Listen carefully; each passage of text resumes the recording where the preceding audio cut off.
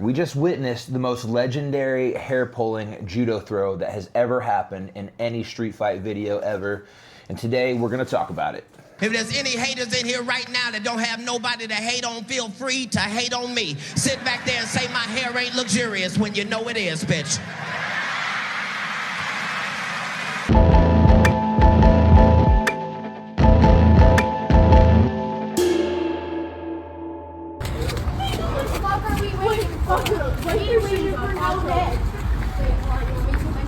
What the fuck is wrong? You jumped me, bitch. Now you.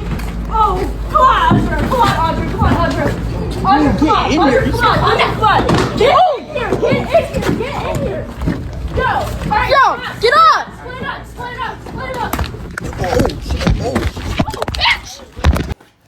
Okay, why do we see hair pulling so much in women's fights? It's instinctive. Most women do not train. So naturally, you go for control of the hair. If you're not good at striking, then a lot of times what it comes down to is emotional control and humiliation. You're trying to get control of a girl's hair. They put a lot of effort into making it look nice. So one of the nastiest things a woman can do to another woman is to mess up her hair or control her posture and movement by it and then beat her up with that. So it comes up in the vast majority of women's fights. If you see a street fight video, you can almost guarantee you're gonna see some hair pulling.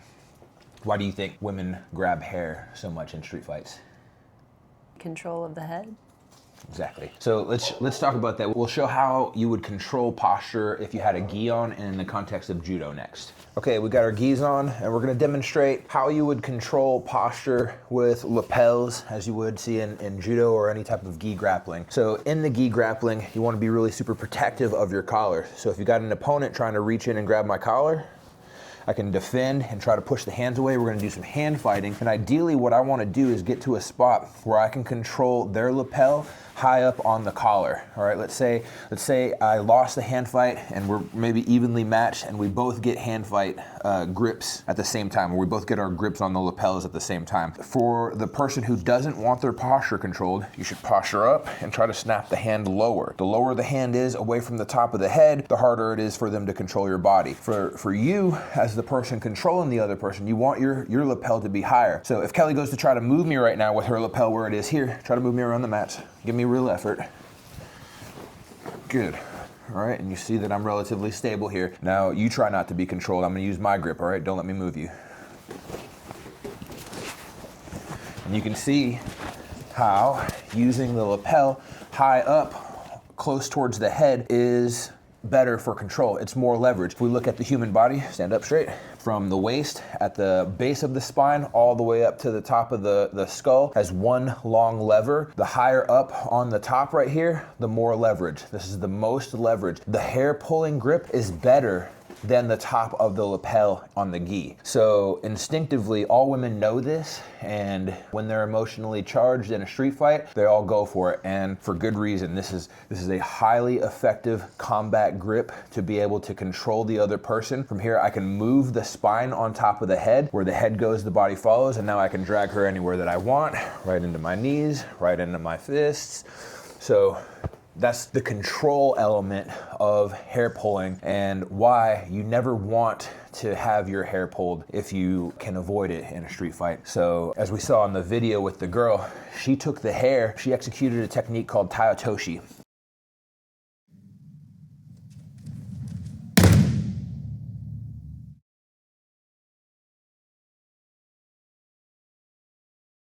But the girl did it with control of the head, and she threw like this over and threw them down on the ground.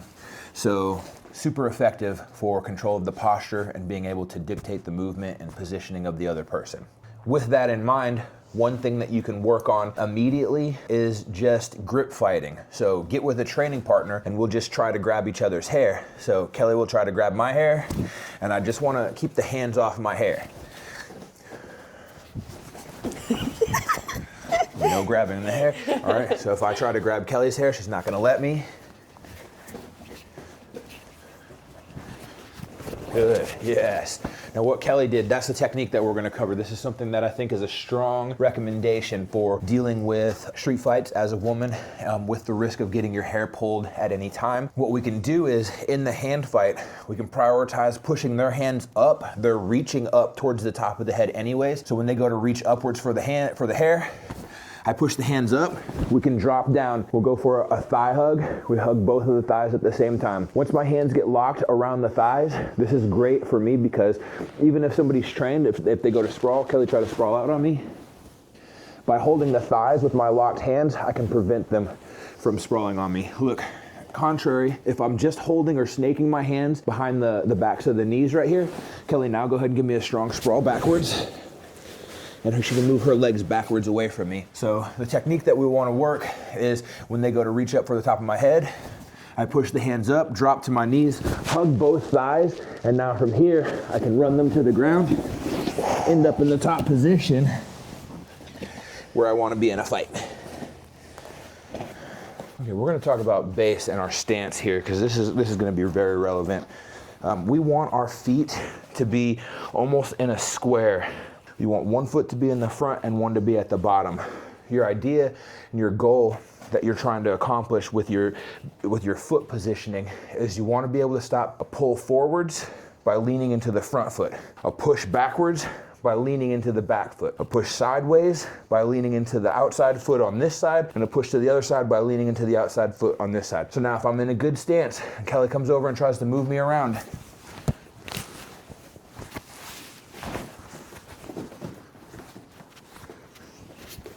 all right, now look, this is much different.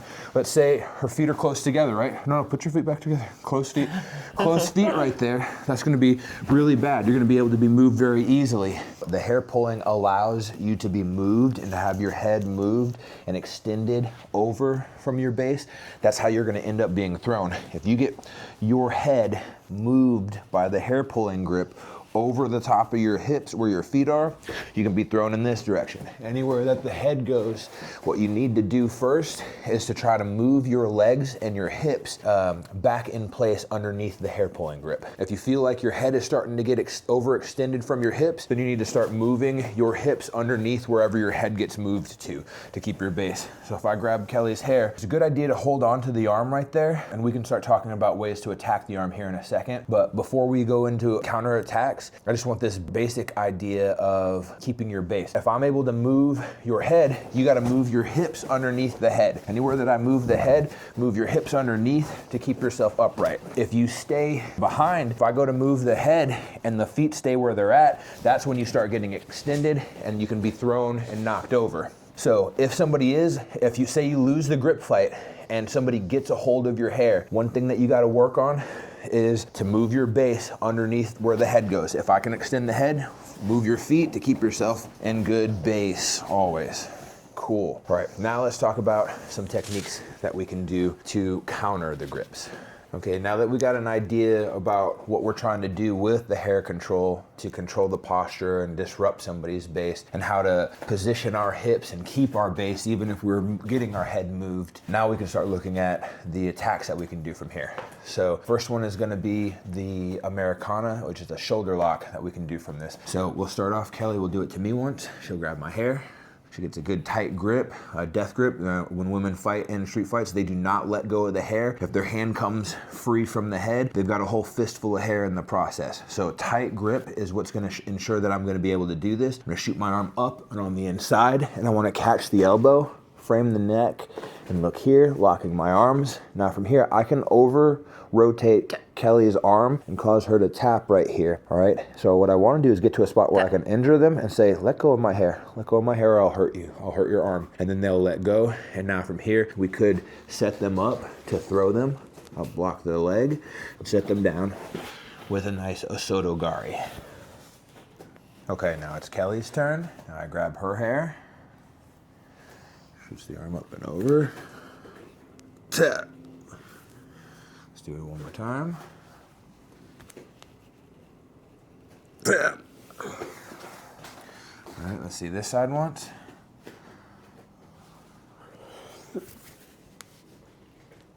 Tap. Okay, now let's do straight arm lock. Straight arm lock, they get the grab on the hair. We're gonna grab and control the wrist with one hand, like so. The other hand, I'm just gonna pin their hand down to my head, to the top of my head. So now she's gonna be trying to move me and possibly hit me in the face. I can use my arms to protect my face, and in the process, position myself in a way that I can extend their arm. Tap. And the arm goes up and over the armpit, controls and pinches, and now from here, Tap. I'm basically pulling the straight arm against my armpit. My armpit becomes the fulcrum, and that extends Tap. and hyperextends right at the back of the elbow. Right? Now Kelly's turn. I get a grip right here. She holds on, positions herself in a way that she can throw her arm up and over. Good. Tap. And we've got the nice straight arm lock here. Tap. Now what you can do here, go ahead and get to the locking point. Go ahead and put pressure. Tap, freeze. Okay, so from right here, if she's still holding onto the hair, this is the point where the arm almost gets broken. So at this point, if I'm still holding on and Kelly wants me to let go ahead and use the pressure, Kelly, and tell me. Go ahead and force me to let go of your hand or break my arm, right? Let go of my hair, bitch. Or what? Tap. Okay, I'll let go. Okay, good. So that is the straight arm lock. Next thing that we're gonna cover with hair pulling, let's say somebody goes ahead and you've lost the hand fight and they get a good grip of your hair, all right? You were trying to hold on and maybe you were wanting to do one of the arm locks, but they were moving you around quite a bit and you feel like you're gonna get thrown to the ground. If you feel like you can't control them and your base and their positioning to go into one of the arm attacks, then one thing that you can do is to just start to sit down and point the soles of your feet at your opponent. So I'll sit, and point the soles of my feet right up at their hip line. All right, now from here, I can use up kicks, axe kicks, kicks all up to the face. We could also use a closed guard positioning, locking up for a triangle. And from here, she's still holding on to my hair. What I'm gonna do is I'm gonna throw the body sideways, and I'm gonna use my leg against her Tap. arm, leveraging the break at the arm point. So if she's still holding on to my hair, we go broken arm, or say, hey, let go of my hair. And she lets go, and now, why'd you move your arm like that? You trying to almost cracked your arm for real. Now it's Kelly's turn. I'm gonna grab the hair. She's locking on. She feels like I'm moving her base too much. She's not keeping good base. So good. She sits and both feet on the hips right away. Now the hips, that's to stop me from being able to just land right on top of her. If I try to go on top of her now with the feet on the hips, she just throws me over the top, and I get thrown. So when she sits, you want both feet immediately to go to the hips. All right, now that she's controlled with the feet at the hips here, now from here, if I'm just staying over and I'm not going over the top, at this point she can go right into up kicks, right into the face. Good. From up kicks, you can also go past the head and lock into like a triangle scenario. All right, now my arm's still extended and I still got a grip on the hair. So from here, she's gonna throw her left leg from the backside over the top. And now she can use that tap as a leverage point where she breaks my elbow against the inside of her thigh. All right, now from here, if I'm still holding on to the hair, Kelly, what do? Let go of my hair, bitch. Or what? Tap, okay. Tap. And a wrist lock finish for good measure. Sit back there and say my hair ain't luxurious when you know it is, bitch.